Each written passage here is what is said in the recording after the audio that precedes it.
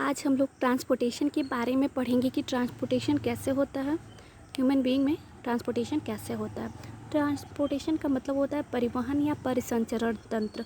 इसमें देखिए सबसे पहले एक्टिविटी दिया है, उसको आप लोग पढ़ लीजिएगा। इसमें क्या दिया हुआ है कि आप अपने आप आसपास के लोगों का हीमोग्लोबिन जाँच करने के लिए बोला, इसको आप लोग कर लीजिएगा।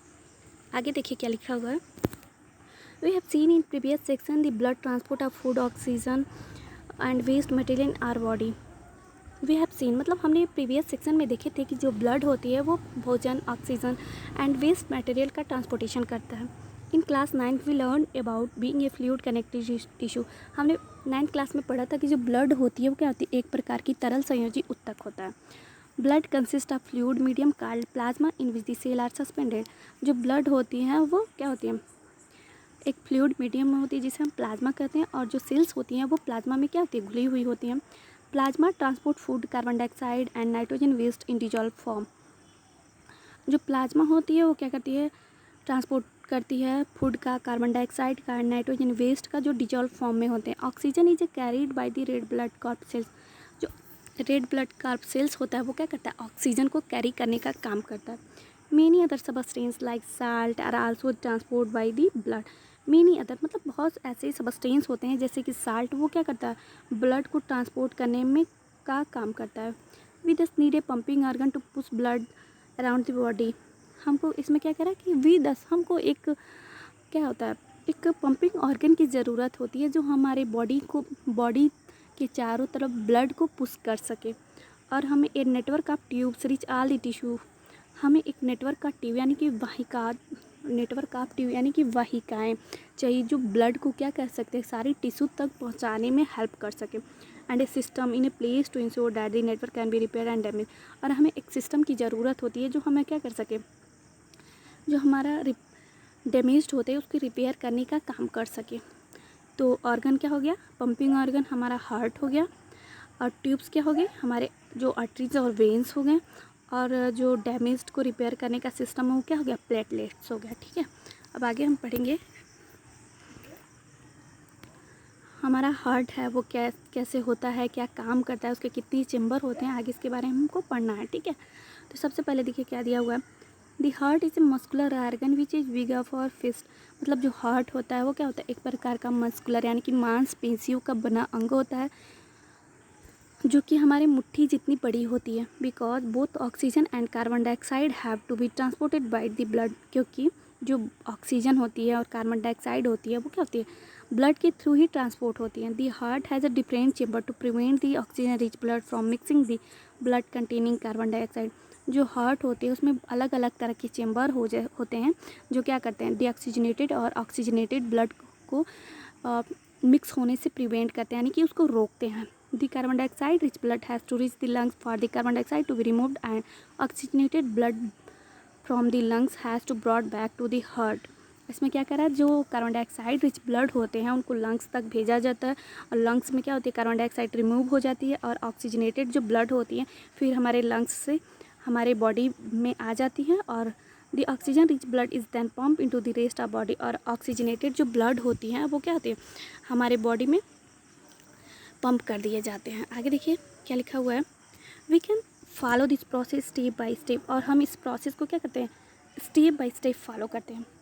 Oxygen rich blood from chamber of the heart on left atrium. जो ऑक्सीजन रिच ब्लड होती है वो क्या करती है, कम्स लंग्स से आती है, और थीन वाल जो पतले वाल होते हैं अपर चैम्बर लेफ्ट साइड में, हार्ट के लेफ्ट साइड में यानी कि लेफ्ट एट्रियम में जाती है। और द लेफ्ट एट्रियम रिलैक्स, जो लेफ्ट एट्रियम होती है वो रिलैक्स होती है when in collecting the blood. और जब ब्लड को कलेक्ट कर लेती है इट देन कंट्रैक्ट, तब वो क्या करती है, सिकुड़ती है, और सिकुड़ने के बाद से विल द नेक्स्ट चैम्बर, और जो ब्लड होती है उसको नेक्स्ट चैम्बर यानी कि लेफ्ट वेंट्रिकल में क्या करती है, भेज देती है। और लेफ्ट वेंट्रिकल क्या होती है, रिलैक्स होती है।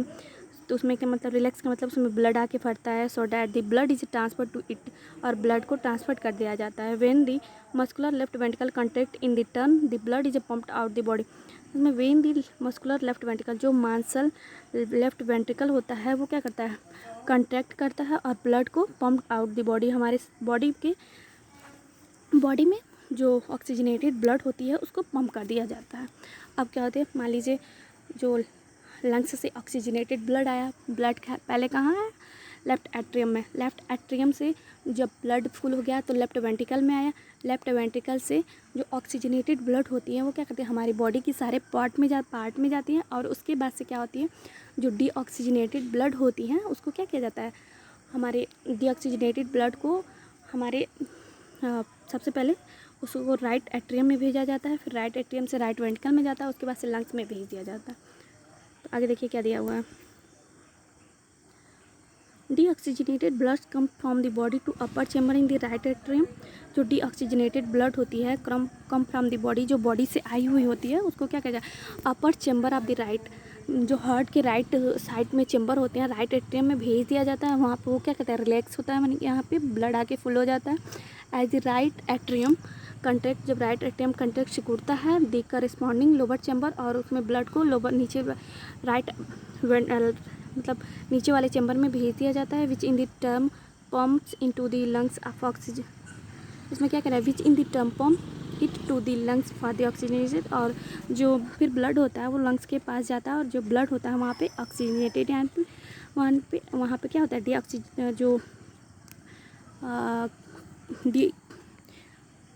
डीऑक्सीजनेटेड ब्लड होता है, उसमें से जो कार्बन डाइऑक्साइड होता है उसको रिमूव कर दिया जाता है और ऑक्सीजनेटेड हो जाता है। Since ventricle have to pump blood into the various organ, उसके बाद से क्या करता है, वेंट्रिकल जो होता है वो ब्लड को हमारे सभी अंगों में पंप कर देता है। They have thick muscular wall of the arteriole. जो वेंट्रिकल होता है ना वो क्या होता है, आर्टरी से ज़्यादा ही मोटी होती है, क्योंकि वेंट्रिकल जो होती है वो उसको पंप करना होता है, और ये आर्टरी से ज़्यादा मोटी होती है, 3 गुना मोटी होती है ventricle. Valve ensure the blood does not back flow when the artery और वेंट्रिकल कंट्रैक्ट। वाल्व क्या होता है, उसमें वाल्व लगे होते हैं जो ब्लड को बैक फ्लो नहीं होने देते हैं। When the artery to ventricle contract, मतलब जो ब्लड शरीर में तेज़ी से बहता है तो उसको वाल्व लगे होते हैं कि वो वाल्व जो ब्लड होती है उसको बैक फ्लो ना होने दे। अब आगे देखिए, आगे टॉपिक है oxygen enter the blood in the lungs. इसको हम लोग कल पढ़ेंगे। ऑक्सीजन जो होते हैं वो हमारी बॉडी में इंटर कैसे करते हैं, इसको हम नेक्स्ट वीडियो में हम देखेंगे।